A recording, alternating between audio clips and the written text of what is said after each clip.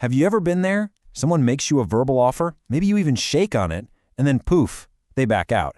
And you're just left standing there wondering, wait a second, did we have a deal? Was that a real contract? Well, today, we're going to get you the answer. Okay, let's just dive right into this classic scenario, because it's the perfect way to kick off our explainer on the basics of contract law. We are going to break down exactly when a simple exchange like this crosses the line from just a promise into something the law will actually enforce. To do that, we're going to build ourselves a contract detective's toolkit. It's got 6 simple steps, and by the time we're done here, you'll be able to look at almost any agreement and figure out if it's a real, enforceable deal. Let's get started. Okay, first things first, let's get one thing straight. The law doesn't enforce every single promise we make to each other. I mean, could you imagine? No, it's looking for a very specific, kind of secret formula. So here's the secret sauce. A contract isn't just any old agreement. It's a promise the law will actually back up. And to get that legal backing, you need 2 key ingredients. First, you need mutual assent. That's just a fancy way of saying a meeting of the minds, which we get through an offer and an acceptance. And second, you need consideration. Think of it as the what's in it for me part of the deal. Each side has to give something of value. It's the this for that. All right, time for the very first tool in our kit. And honestly, this might be the most important one.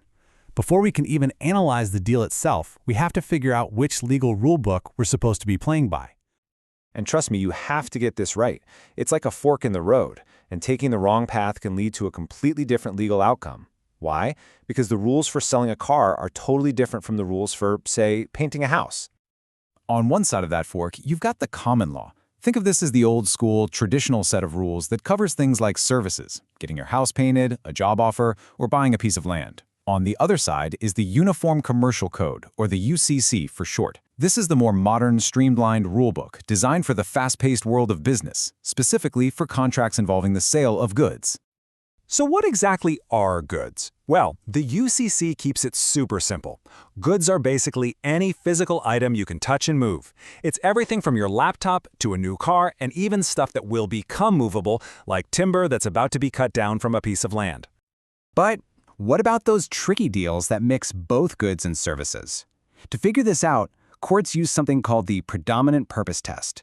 We just have to ask ourselves a simple question. What's the main point of this contract? Are we mostly buying a thing, or are we mostly buying a service? In this case, it's pretty clear, right? The main event, the real star of the show, is that $50,000 custom carpet. Yeah, someone has to install it, but that's just a secondary part of the deal. Because the goods are the predominant purpose, the UCC's rules are going to apply to the whole contract. All right, we've picked our rulebook. We know if we're in the world of common law or the UCC. Now, let's grab the second tool from our kit, our magnifying glass, and learn how to spot a real, legitimate, legally valid offer, because not every statement that sounds like one actually is.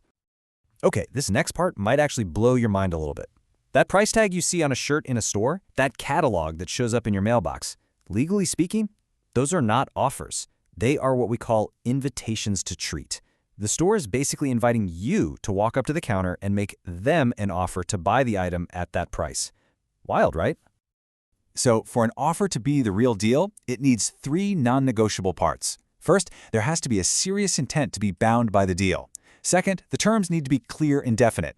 We got to know what's being sold, how many, and for how much. And finally, that offer has to be communicated to the person it's meant for. And this is a huge one. The law doesn't care if you were secretly joking when you offered to sell your car for $5. It looks at your words and actions from the outside, through the eyes of a reasonable person. It's not what you think, it's what you do. Okay, so let's put our new tool to the test. What about a reward poster?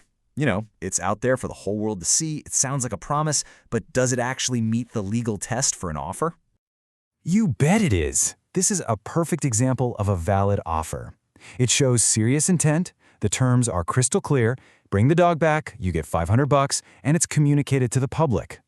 This creates something called a unilateral contract, where you accept not by making a promise, but by actually performing the act.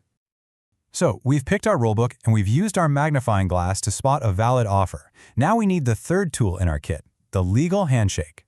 We need a valid acceptance to seal the deal and actually form a contract. And this is where those 2 worlds we talked about, common law and the UCC, really show their differences. The common law is super strict. It has what's called the mirror image rule, meaning the acceptance must be a perfect, identical reflection of the offer.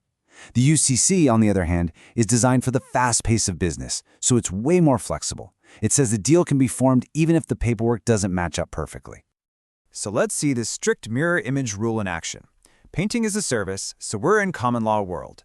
The painter makes an offer, you agree to the price, but you make one tiny little change to the type of paint. So, do we have a deal? And the answer is nope, no contract. Because your acceptance wasn't a perfect mirror image, you legally rejected the painter's original offer. In fact, you just killed his offer and made a brand new one of your own. You've now become the one making the offer, and the painter is free to either accept or reject it. An offer isn't immortal, right? It doesn't live forever. So let's look at all the ways an offer can be terminated or die. And more importantly, let's look at the special exceptions that can make an offer basically unkillable, at least for a little while. The person who makes the offer is generally called the master of the offer. They create it, and they can usually destroy it by revoking it any time before it's been accepted. But of course, there are some very powerful exceptions to this rule.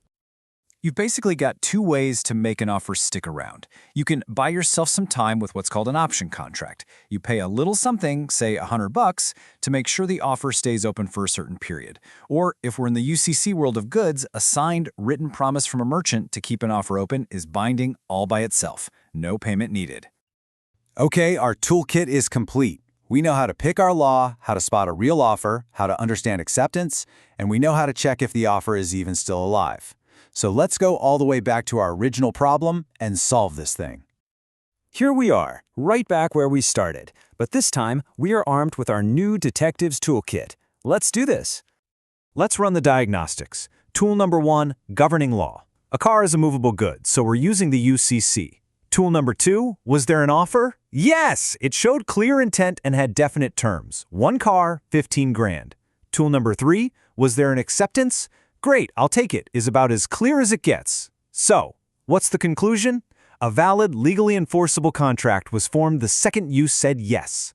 You see, this toolkit doesn't just work for buying cars. It applies when you book a hotel, when you click Buy Now online, or even when you agree to mow your neighbor's lawn for $20. Now that you know the framework, you're empowered. You can start to see when a simple promise actually becomes a deal that the law will stand behind.